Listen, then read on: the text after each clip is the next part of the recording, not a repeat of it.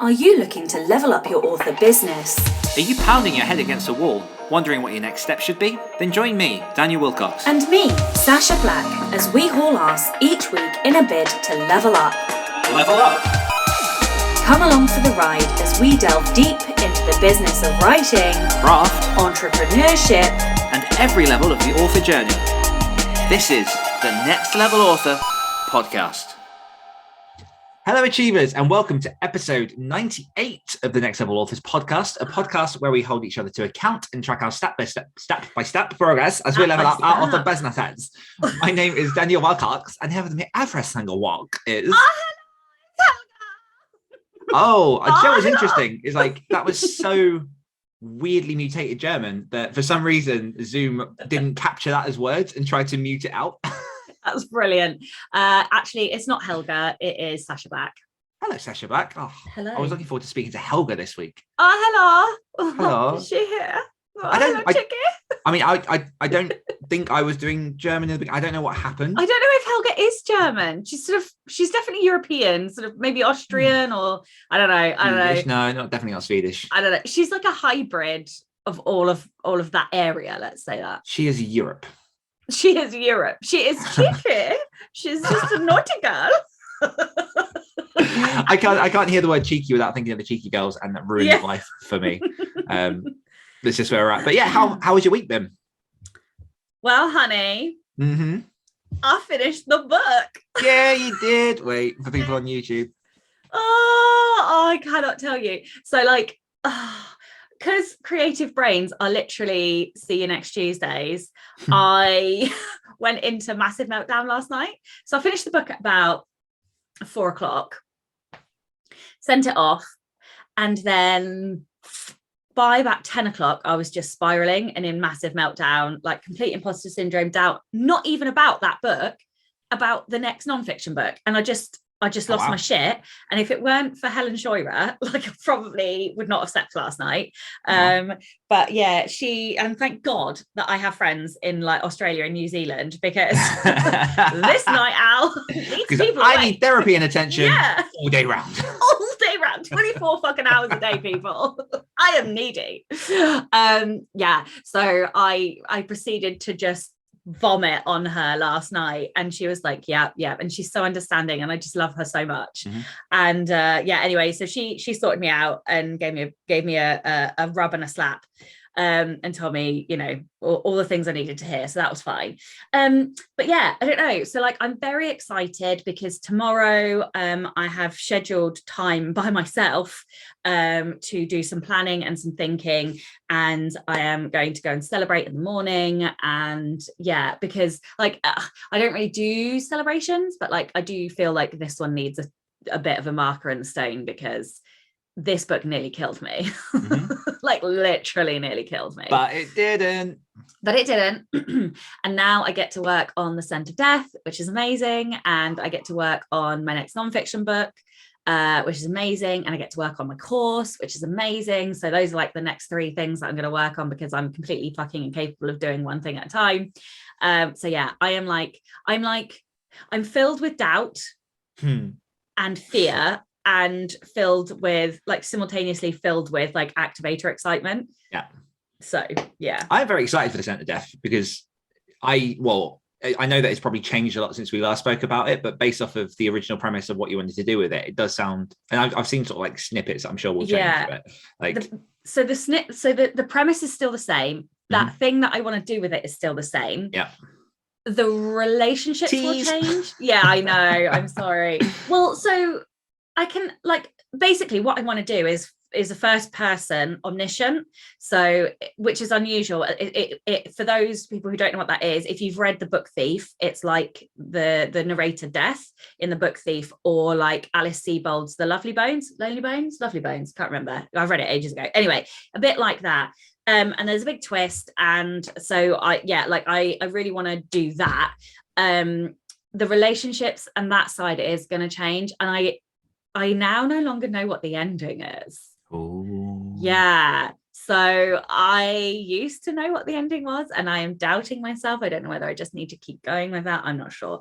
But anyway, so yeah, and also I'm excited because it's going to give me the opportunity to work on and create a voice that I feel represents who I am now. Yeah. Like both who I am, but both also my level of writing. Like I don't feel like the Keeper series necessarily represents what I'm capable of. It was, anyway, it was the starter. Exactly. So yeah, I'm that. super excited, and I'm starting with 25k of words already written, so that's pretty fucking wicked as well. Done. I am in a serious contemplation phase of rewriting my first novella because it does not in any way reflect my best. Like, I'm happy with it. Like, the story is good, and obviously it did good things, but this was like 7 years ago now. And I've learned so much since then. And it's one of those where, like, I want to take everything that I've learned and just give it everything I can. Yeah. But I know you can't, because this is the thing. You can't constantly keep doing that. Or you can update books, but I mean, this is a total rewrite. Well, it's interesting, isn't it? Because, like, I am not an MVP girl. Oh, fuck it. I meant to write that down to tell you about minimum viable product, not most valuable player. I learned why I'm not the other day. It's literally to do with my strengths. Like, my strengths don't allow that as a thing, but I can't, I will find where I wrote the note. Because I literally wrote the note down for you. And then it makes sense. You. Yeah. It absolutely makes sense. But this, Trey isn't a minimum viable product, but it's not what I would normally do. I would normally have continued to work it until I was happy with it. And I just can't. So yeah, it's done. Yeah. Well, my week has been yet again another blur. I am 99. It's been a weird week. I am 99% sure I am in quite a heavy burnout because I am resistant to getting to most things, and I am not sleeping, and I am tired, and like it's been. I've had a few good things this week. So, for example, on Monday, ended up meeting up with my buddy Luke because he's only like half an hour away from where I live, and we tried to meet in a pub in the middle of nowhere, and turned out that pub was closed. And then we looked for any pub that was closed, and they were all closed or open at 5 p.m. And this was about 3:30 in the afternoon. So we ended up coming back sort of to where I live and finding a pub nearby, and we just sat and we just chatted and just had like a drink and some food, and that was really, really nice. And I know that Luke listens to this, so top conversation, buddy. But like it was good because sounded so sarcastic. No, it was. And I know it wasn't. It sounded so sarky. But yeah, no, I really enjoy hanging out with Luke. Like, he's an amazing guy. He's an incredibly skilled writer. We've run our short horror story course this week, which I'll go into in a little bit. But it was nice just kind of like sitting down in person with another writer, because these days it's rare that kind of happens.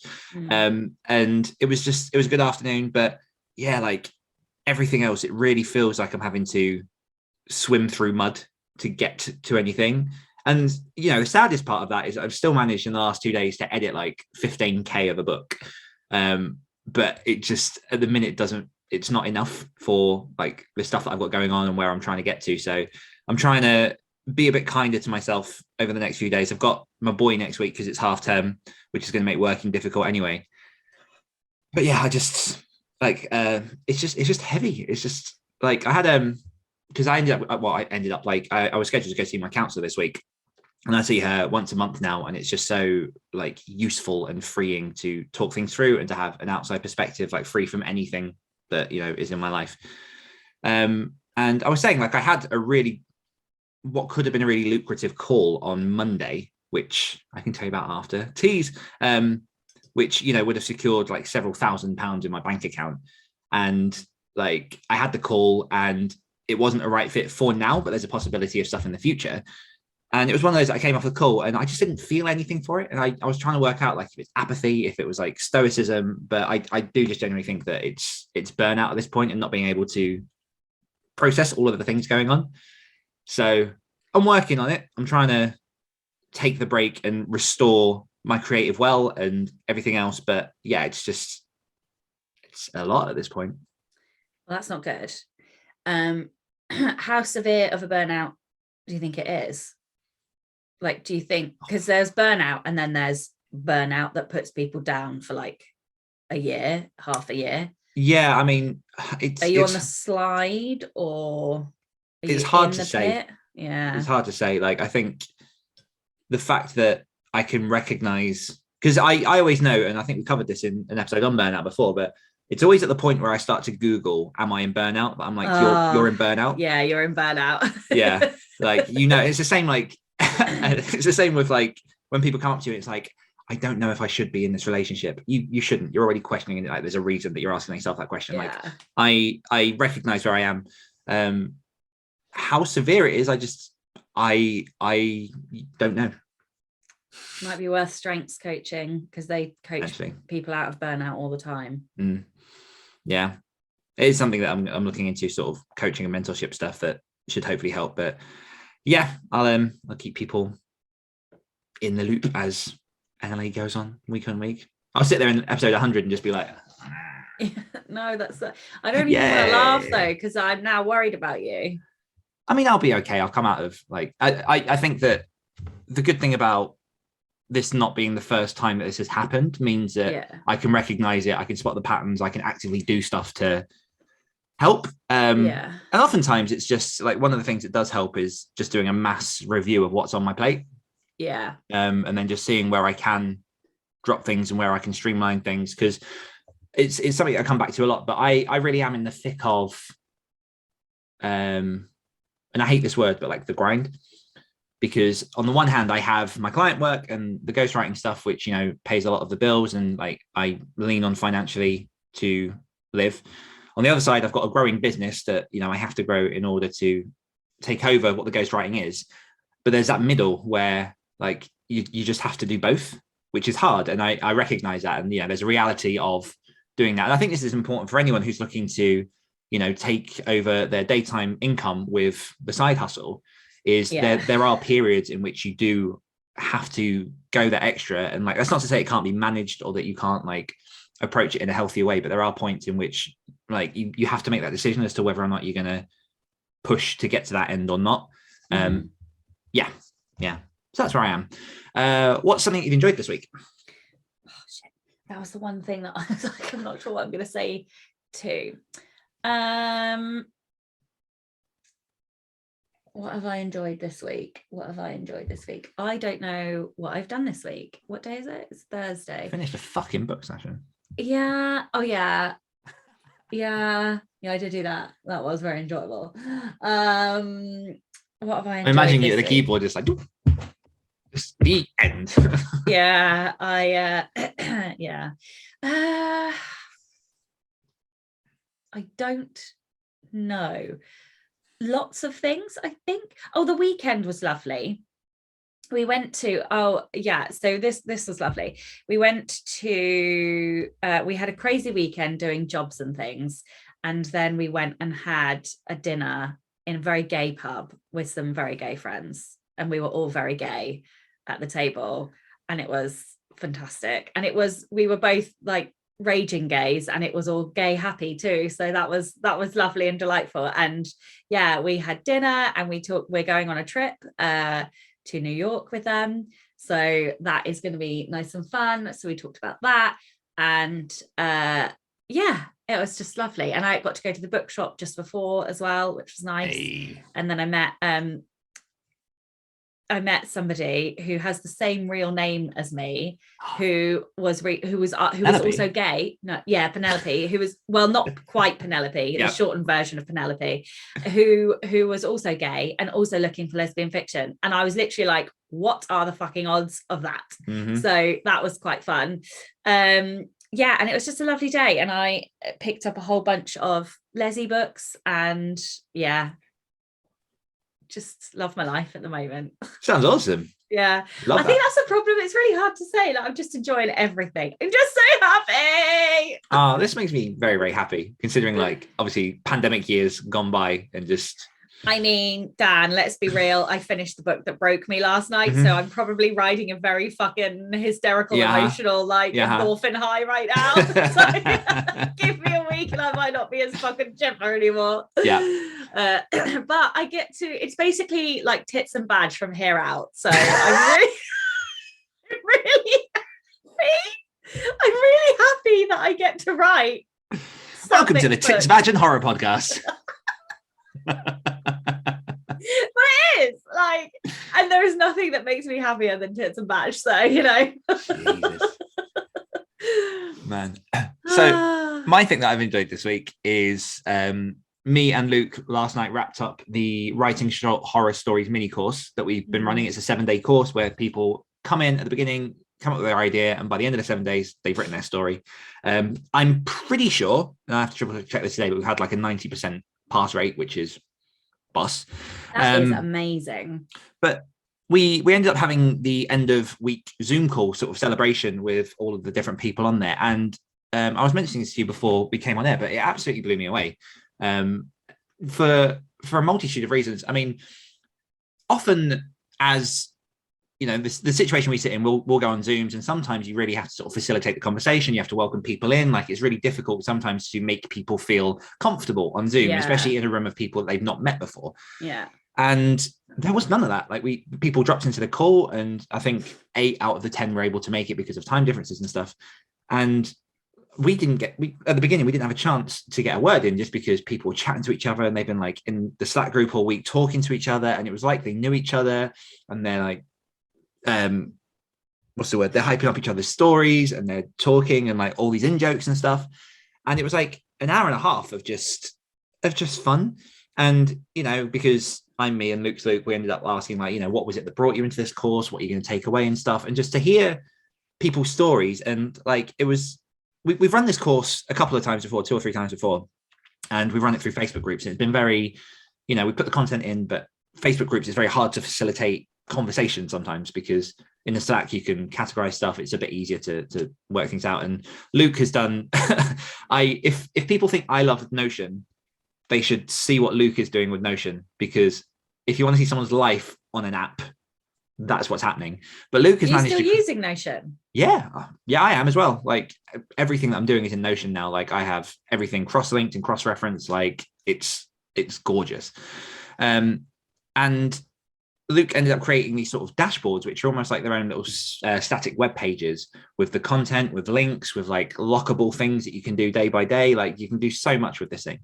But it meant that, you know, there's a place where people can get all the information they need. Then obviously there's a Slack to support that. And like, just hearing people's stories of like what brought them to the writing course, and, you know, the fact that so many stories that I hear, and I think this is the reason that I very much enjoy what I do and facilitating a lot of, you know, the nonfiction stuff that I do, is that it's the people who give up all the parts of themselves to live what life should be. So it's like, you know, mums that give birth to 3 kids and they're married and they're in jobs, and they have to, or they feel like they have to sacrifice, you know, the things that they love just to support the things that, you know, the other things that they love.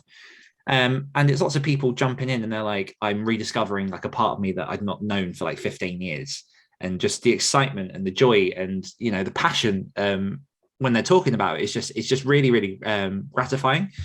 And there is a kind of magic, I think, when your people, and I say it in air quotes, not because you're, but I mean our and listeners, people get in a room, yes, be it digital or physical. The other day I was in a Zoom, an office Zoom, and somebody had a plot problem, and their book was essentially about octopus shifters, and they kind of write like erotic. So we were basically talking about tentacle. Let's talk porn. after the show. Well, so yeah. No. So it was basically tentacle porn, and everybody just joined in. Like, it was, you know, and you know, we couldn't do that with random people on the street. They think we'd lost our fucking minds. But like, this was a completely normal conversation, and everybody chipped in, and it was so cool. And I literally put in the chat, like, I love writers. I love that this is a completely valid, completely normal conversation, because not normal people can't handle conversations like that. Like, and the people that, like, there were people jumping in halfway through the conversation, like coming into the office, like coming into the Zoom, like they must have been a bit like, what the fuck is going on? But like, everybody just chipped in, and I'm like, this is why I love writers. Writers are amazing. 1, because that's a fucking awesome story plot, but 2, like, look at everybody just joining in, and like, I love writers. I fucking love writers. Find your and tribe. Like, Yeah, Yeah. that's right. Like, well, this was the other thing yesterday. Like, and obviously, I'm not going to put names out there, but I was speaking to a potential client who was saying they come from a very academic setting and they spent the last 2 years studying novel writing and sort of degree level, and you could tell just from the way that they were talking how pissed off they were with that system, and like how there was no recognition of the genre they wanted to write in by the academic, how there was definitely like a push towards this is how writing should be. And one thing that I've learned over like many of the years and just talking to more and more writers is like writing is whatever the fuck you want it to be. Like it needs to be catharsis. It needs to come from the heart. There needs to be passion behind it. Like there's no one way to write. And so yeah, I have opinions about that system, but like it just kind of then further highlighted when we went on this call, just being surrounded by these people. And they're horror people as well. So we had chats this week all about like strange animal penises and things like that, and it's been like really good in that regard, and just we're excited to get started on the next one to see where we can take it. Yeah, there really are some strange animal penises. Like, isn't it like a cat or a dog that has like spikes on the penis so that the penis doesn't come out of the vagina? It's a dog. Yeah, that's so weird. Yeah, my nan had that where that two male dogs, the one of them was as well. yeah. The natural, I blame the natural patriarchy. For people who are very curious, and this comes with a massive trigger warning, if you want to find one of the strangest in the kingdom, look up the echidna, and I will say no more. Don't do it now, Sacha. Quarterly confessional. Dan will dictate 2 novels, launch a survey, write 3 short stories, and launch a new podcast. Dan has dictated 1 novel. I'm in the process of getting started on the next one. The survey, that's the face. That's the correct face, Sacha. We won't discuss this on there. What the fuck? The survey, I am in the throes of what's the word? Creating, compiling. Yeah, cool. Yeah, we'll go with that. And so that should be coming together. That is another thing I should say that I've enjoyed this week is I've gotten to the end of the first round of like hardcore research for the book. And so obviously because I can now use that, I'm starting to get like a shape of what the book is. I can start using that to inform the survey. Write 3 short stories. I have written 1. I've got some words to do this month. I have started posting them up on a Patreon, not to do anything too heavy, but just to have like accountability for writing a short story each month. And launch a new podcast. It's live on people's feet, and the first episode will have dropped yesterday if you're listening to this on the day of release. So Yay. Monday the 14th. And I've got Jonathan Yanez, which is very exciting. That is exciting. Congratulations, Sacha will. Darling. Thank you. Sacha will read a minimum of 5 LB books. Sapphic books. Yeah. So I have read 3. I'm halfway through my 4th. Mm-hmm. So that is well on track. I will have obliterated that by the time we get to the end of March. Nice. I have implemented outsourcing. We have more than checked off 5 things. We are plowing through. Really she is just amazing. Like, she has more or less uploaded my entire back catalogue already. Like, it literally would have taken me months to do that. She fucking smashed it out in about 3 days. I was like, the fuck? There you go. So yeah, she is amazing. I adore her. Her strengths are amazing. She is amazing. Did I mention how much I love her and appreciate her and think that she is amazing? Because she is. And just a reminder for people that want to get involved in the quarterly challenge, you can go over to facebook.com/groups/nextlevelauthors. The post is up there where you can put yourself down for whatever you want to be accountable to by the end of March. It's not too late to join in. If you want to, use the next 6 to 7 weeks to smash something out, put it down there. And the prizes are access to the Villains Master Course and 1 Activated Authors full membership for a month. And just for the people who are waiting on the Q4 prizes, they have been sent out and they should be with you when post dictates. Lovely. Patreon. No new patrons this week, but if you would like to be a patron, then you can by visiting patreon.com/nextlevelauthors. And if you are a patron, then you will get to join us live for our 100th episode, which we will be streaming into the Facebook group. And then from March onwards, we will have Q&As every single month. for you to join us as well. Yes. Notices. You owe me dates for those, by the way. Yes. Notices. My audiobook, 13 Steps to Evil, How to Craft Super Bad Villains, is on a 50% discount if you buy it direct from me, which you can do on my website. Just go to sashablack.co.uk and then click shop and use the code FAB50. And I'll make sure that is in the show notes as well. Beautiful. Comments. No notice from you. Oh, yeah. The podcast. It is a podcast. I've had some guests come on and recorded already, and I'm excited for those to go out. Like, I've got a few people that are currently being scheduled to come on the show. It's, I'm looking for people who are within the author community, as well as people who are author community adjacent, just to spread the gospel of productivity and to see what I can bring to you guys. So yeah, head over to all good podcast apps and look up Activated Authors. Amazing. Comments, yes. Okay, so comments are in two different places, so bear with me. So Emily Han said, "What was that ending?" And I was like, "Oh God!" So I went and watched it, and it was actually a mashup of 3 separate conversations, completely out of context, which was hilarious. And I had forgotten that I'd said that. Yeah, lots of duct tape. Yeah. Oh, it's so funny. It's because I said it to somebody else, and then I used it. I completely used my own words, but anyway. And now they've been dropped out of context, which is just fantastic. And I love how serious my face was as well. Yeah. That was what made me laugh. Well, it's very well. And then Maggie says, "I really want a coffee mug that says level up to chaos," which I think is very apt for this podcast. And then we have some lovely Patreon comments. So Cassie says, "Wow, thanks guys for chatting about my 3-prong question plus my level up. So when I think through my idea, I may reach out on a collaboration later in the year, and I'll let you know how that goes. And I do want to get my pitch together a little better." Great idea, Sacha. Also, I need to reread Dan's book. Eden says, "So I have a level up." Oh, okay. Well, then we'll use their level up then this week. Yeah. Double up, level up. Okay, level up and comment all at the same time. Well done, Eden. You have smashed this out for us. So Eden says, "I have a level up. I released my reader magnet into the wild. And by the wild, I mean stuck it up on Amazon Kindle for $1.99. #shameless plug. It's the first piece of writing that I felt confident enough to share with the wider world. And hopefully it will lay the foundation for many more pieces to come. Also, I couldn't have done it without you two and this podcast. Thank you so much." Oh, that's so proud of you, Eden. They've I am worked so hard over the last however long. I know.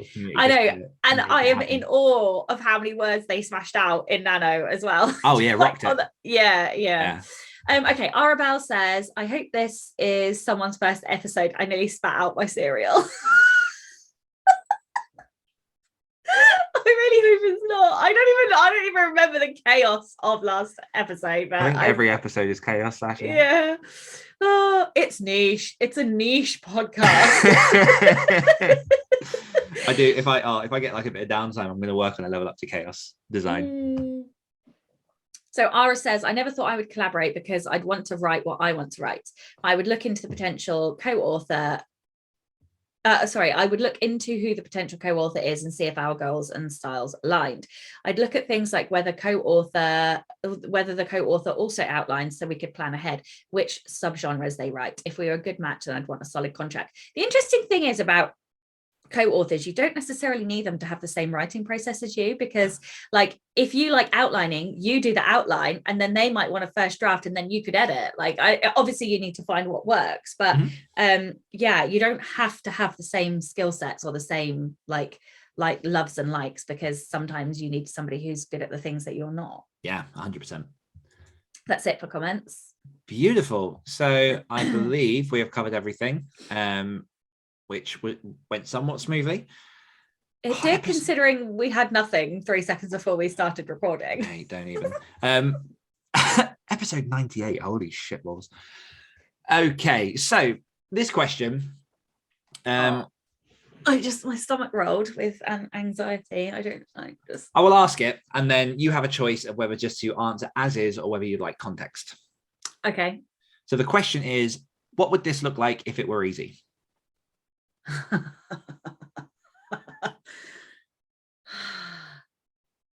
Okay, I'm going to answer, and then I want the context. Okay. It is easy. Now give me the context. Interesting.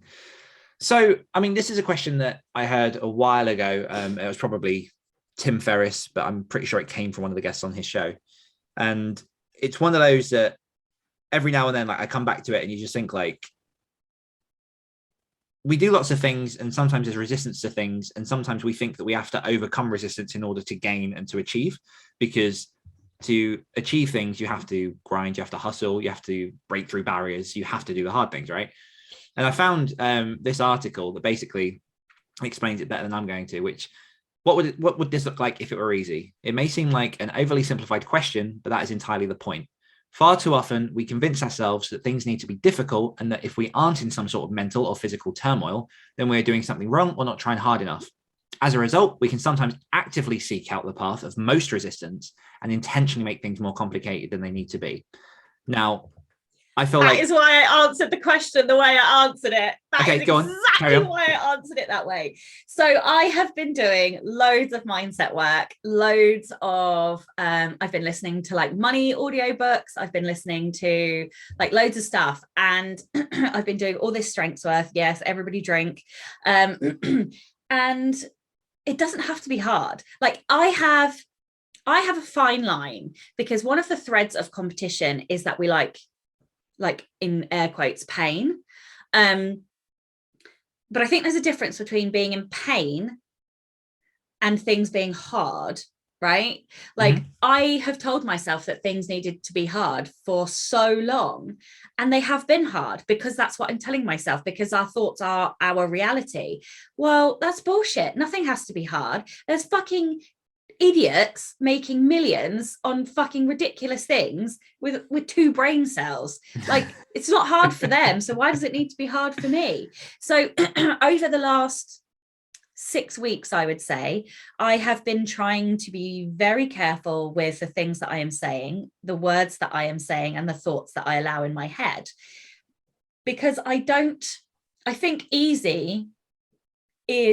hard and I think easy they're all perceptions, right? And we can change our perception of things. And I don't think my life needs to be hard. I think it can be easy. I think money can flow to me. I think I can achieve goals with, by just doing. And I love that you asked this question now, because I think 6 months ago, I'd have been in a completely different position. And I am like, my restorative, I think is 12 maybe, but I'm pulling on it a lot at the moment, because whenever I encounter a problem or something that irritates me or something that I'm like, oh, this could be so much easier, I'm like, okay, let's fucking make it easier then. And it's a completely different mindset. So for example, this is just like a really random example, but I was getting really pissed off with being the only person who made all of the fucking decisions about the food shop, about what we have for dinner, having to cook all the dinner. So Chloe, genius wife that she is, God, I fucking love her. She was like, let's get Gusto or HelloFresh. And I was like, no. And then I was like, why are you saying no? Like, let's just try it. So we did try it. It's the best fucking decision we have ever made. 4 nights out of the week, I don't have to think. I don't have to make a decision. And like, it is genuine decision fatigue. Like, I'm not in burnout, but I am in decision fatigue. Yes. Like, I am very fatigued by decisions, and just like, it has solved the problem. Like, some people would be like, well, I don't want to pay more on that. And I fine. I actually think it's going to save us money in the long run. But also paying that, even if it did cost more, paying that little bit extra to just solve my problem and gain me back those energy pennies has made my life easier. We can choose to make our lives easier, and okay, let's say you're not privileged, you don't have the same privilege as me, so you can't afford to do that. Fine. Then, maybe you could go online and find a database of recipes, right? Like there are ways and means around these things that don't have to, they don't have to cost money. It's like little things. Like it was really pissing me off that I would go and sit in the living room and and my phone would be dead. So do you know what I did? I brought a fucking phone charger for the living room. You know what I mean? Like it's these little things that like make your life easier. You can make your life easier. Yeah. And so now like, and I completely understand that I am privileged because I'm in the position where my business is big enough now that I can outsource. But like I am now outsourcing everything that I don't need to do. And it's even like little stuff, like I was still putting, like Becca was doing the show notes, but then I was doing the affiliate links. And I was like, the fuck, why am I doing the affiliate links? So I've just given her access and now she does the affiliate links, you know? So like, it's little stuff like that, like where I'm like, no, life does not need to be difficult or hard anymore. And you know what? Funnily enough, everything is much easier. Finished the book easier, like finished, you know, I don't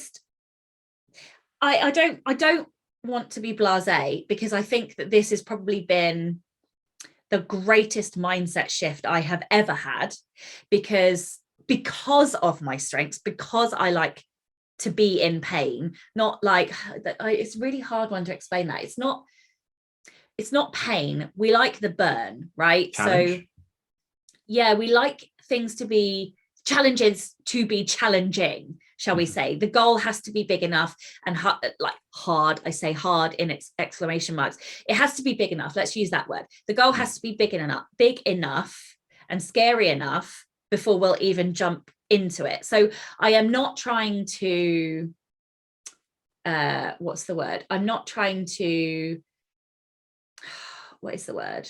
I'm not detracting from other people's struggles.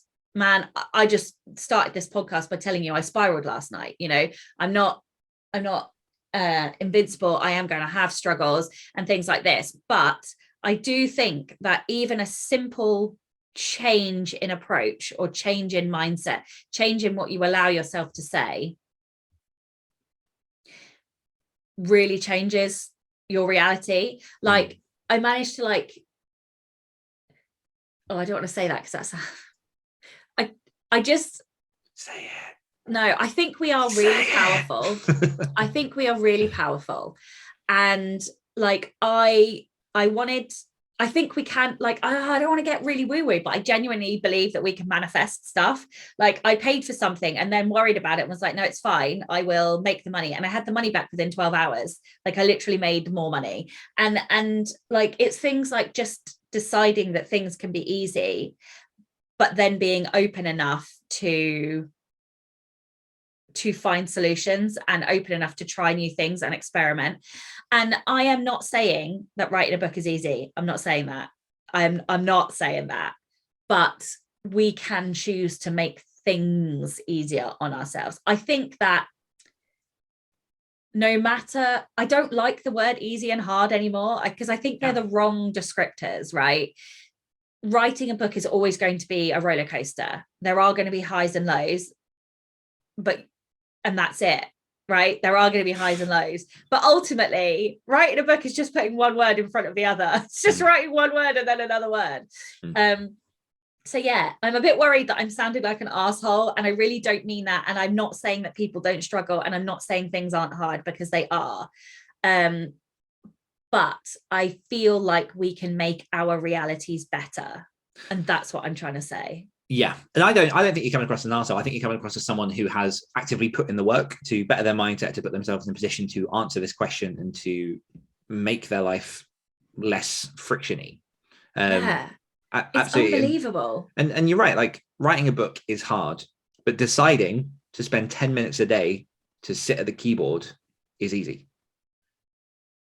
What you do with that time, that's up to you. But you know, there are steps to like breaking things down into smaller blocks, all that kind of stuff, like what I preach. But part of the reason, and I think this has come up a few times in conversations we've had, like I say did, there is still a part of me that does still suffer a little bit from this notion that it has to be difficult to level up. Like I've said before, when I ran a parkour business, I was, in my words, handed a parkour business. Like, you know, I was already coaching, I was already like doing some things, but then this guy who was moving to another city was like, I'm taking my business there, do you want to run this city? And I was like, okay. And mindset wise, I was like, okay, I've just been handed this. I haven't worked for it, I haven't earned it, when clearly, you know, I had, because to continue it going, to keep it being successful, there's, you know, you have to have some credibility there. When I was a freelance proofreader and copy editor, again, a lot of the work I got through a close contact of mine, and I felt at the time, oh, it was just given to me. I've not earned this, but you know, I was delivering and I was doing the work, so I was earning what I was getting.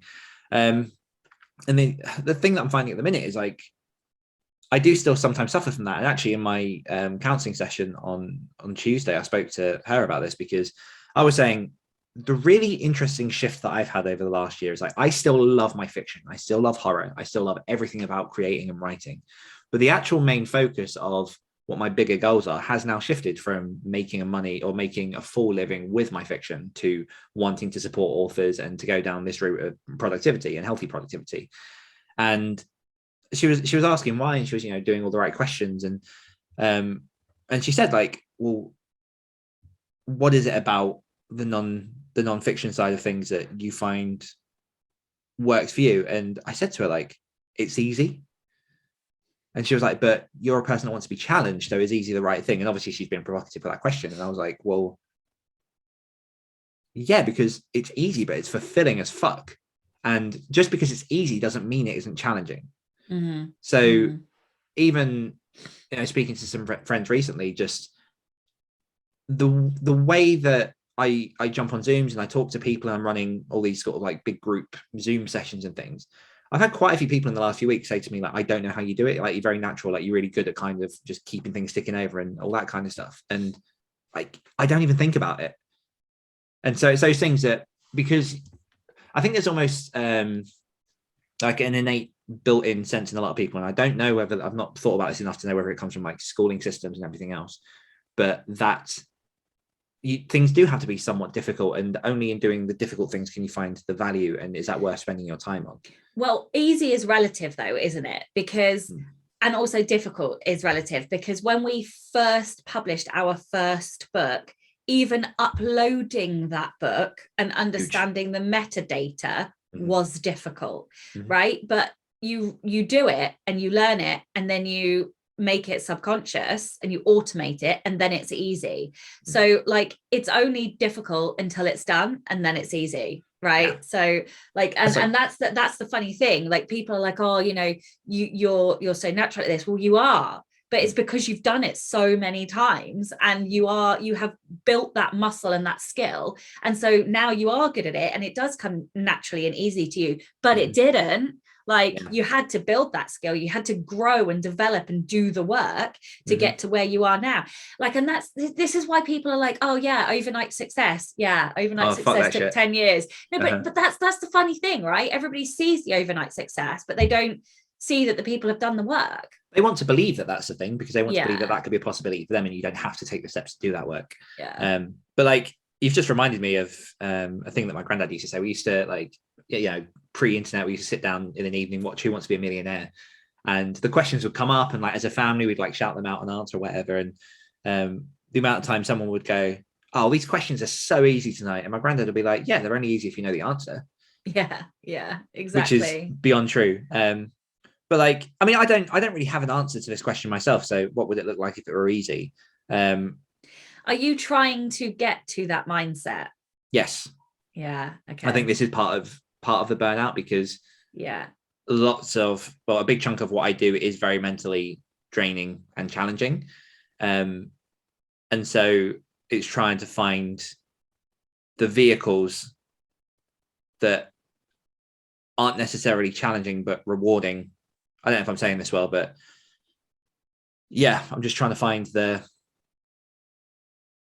trying to enable myself to look at what could possibly be the easy, air quotes for people on the podcast, the easy path, because I often discredit what the easy will bring.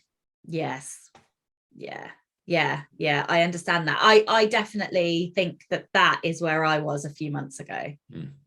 What did you think I was going to say? I had no idea.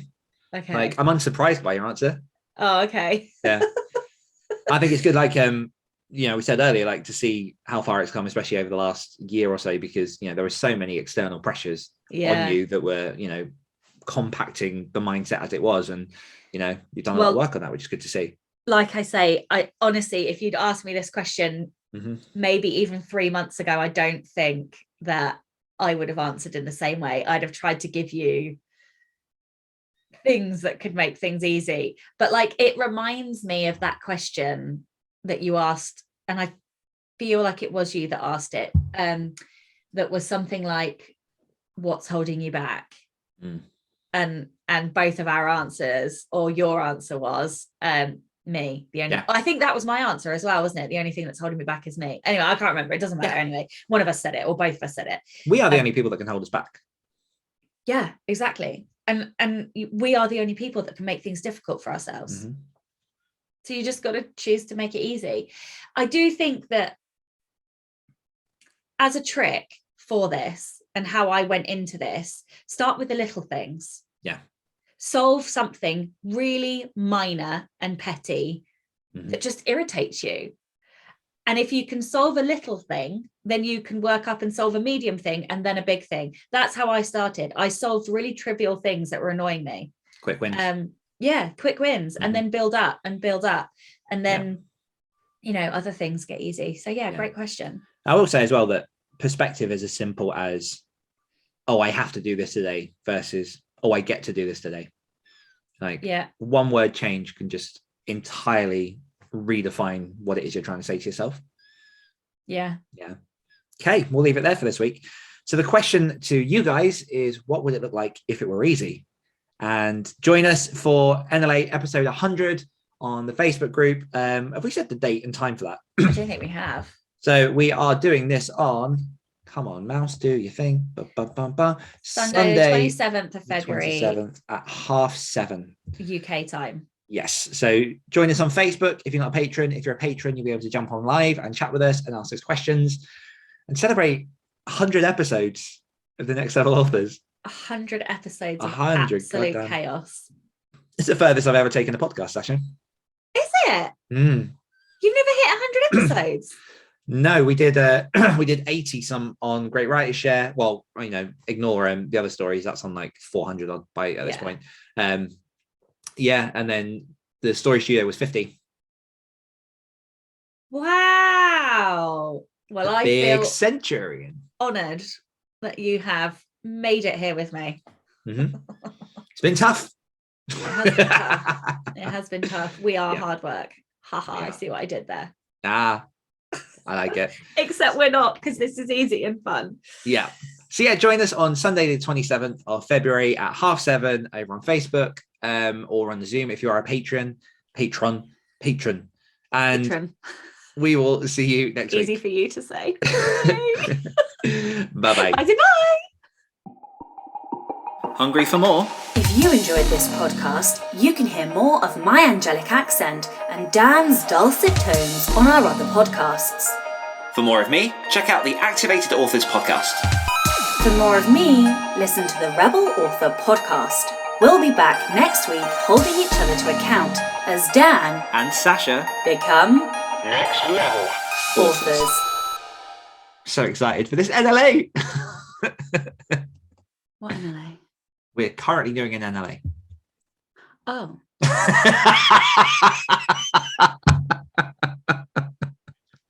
thought you meant something.